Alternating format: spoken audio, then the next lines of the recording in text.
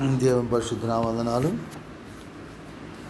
ప్రభు మనకు అనుగ్రహించిన ఈ సమయాన్ని బట్టి దేవునికి వందనాలు స్తోత్రం చెల్లించుకుంటూ ఉన్నాం.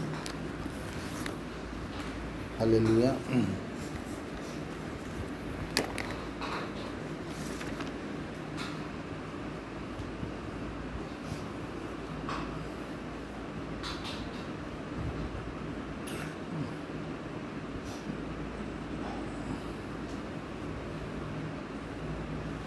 భక్తుల యొక్క కొన్ని భక్తుల జీవితాలు మనం గమనిస్తే కూడా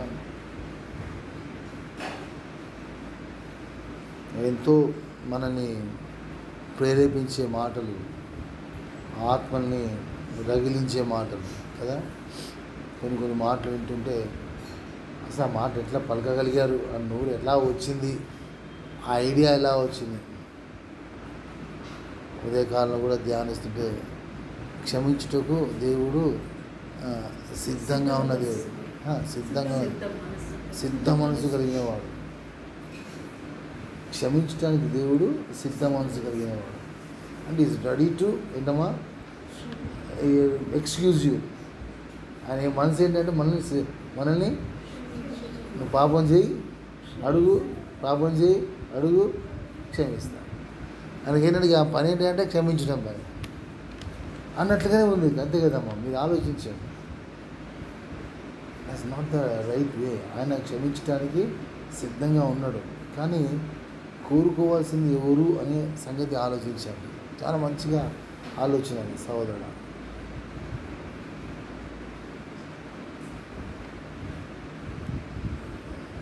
అయ్యా, వారి పాపాలు నేను భరిస్తాను, నువ్వు క్షమించు అన్నట్లుగా ఉండాలి. ఏంటమ్మా, దేవుని యొక్క గొప్ప ప్రేమ ఎక్కడ కనబడుతుందంటే, అయ్యా ఆయన చేసిన పాపానికి నేను భరిస్తాను, ఐ సఫర్.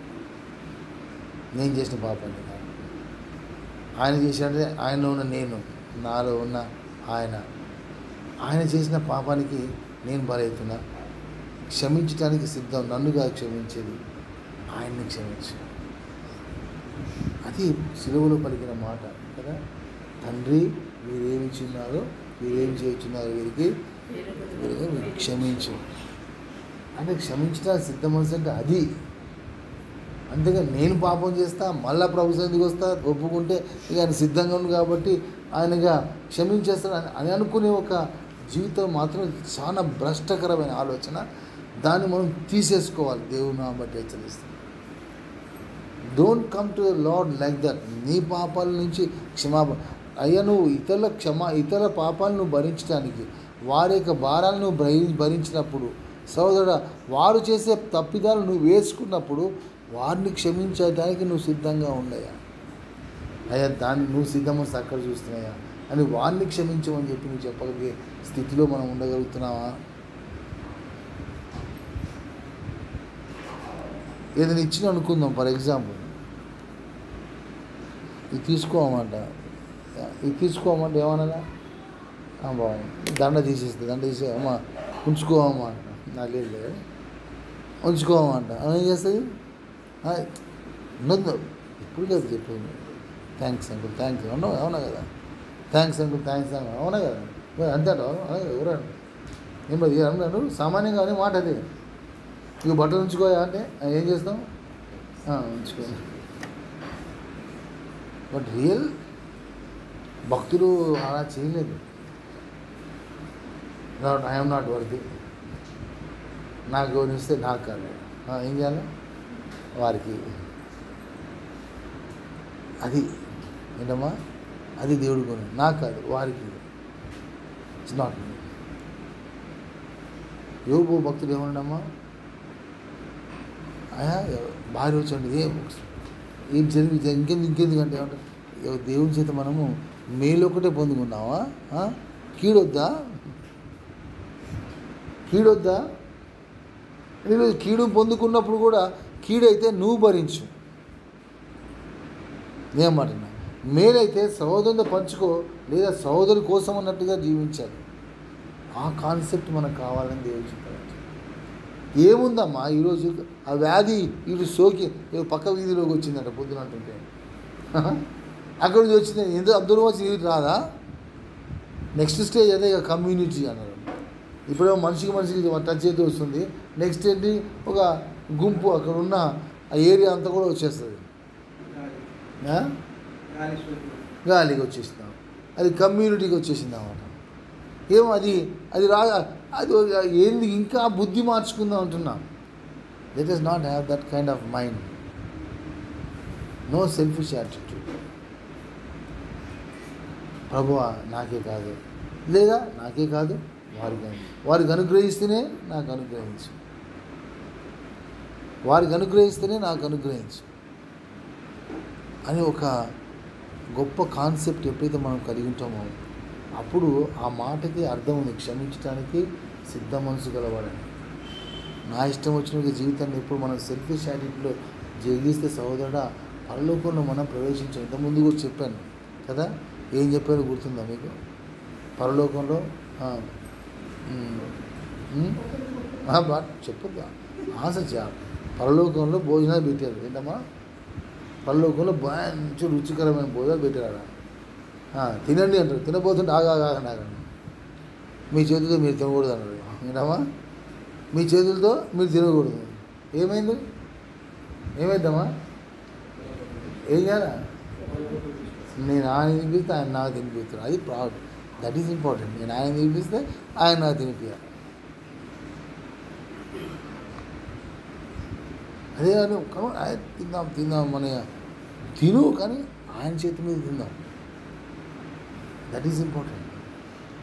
ఆ కాన్సెప్ట్ ఎప్పుడైతే మనం డెవలప్ చేసుకుంటాం, ఇది డెవలపింగ్ అంటే దాన్ని మనము పెంచుకోవాల్సిన వారు అంటున్నాం. ఇది సడన్గా రాదు, సడన్గా వచ్చేది కాదు. అది మనను మనం పెంచుకోవాల్సిన వారు అంటున్నాం. మనలో దాన్ని వృద్ధి చేసుకోవాల్సిన వారు అంటున్నాం. ఆ వృద్ధి మనం కలుగజేసుకుంటున్నామా లేదనేది ప్రశ్న. ఆ కాన్సెప్ట్ ఆ విధంగా వాళ్ళు కలిగి ఉన్నప్పుడు, అయ్యా మోషే అంత అన్నాడు, అయ్యా నన్ను తీసుకుపోవద్దు అంటాడు. నా పేరు జీవగ్రంథం తీసివే అంటాడు. గమనించండి. వారితో మాతో అంటే వారి మీద చూపించే కోపం కూడా నా పేరు తీసేయి. అలా మధ్యలో నిలబడాలి. ఈరోజు సంఘము మధ్యలో నిలబడాలని దేవుడు చెప్తానంటున్నాడు. మధ్యవర్తిగా మనం ఉండాల్సిన బాధ్యత ఉన్నది.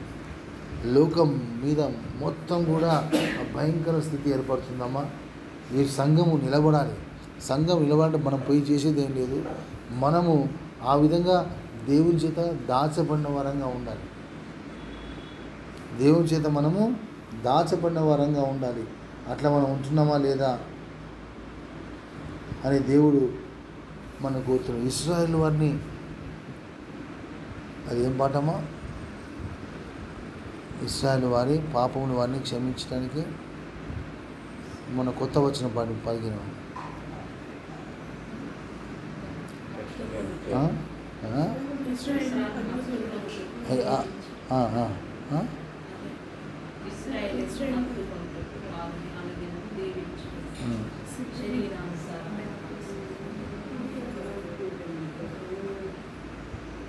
ఇంకొంచెం అట్లా అంటే వారి పాపాన్ని జ్ఞాపకం చేసుకోనంతగా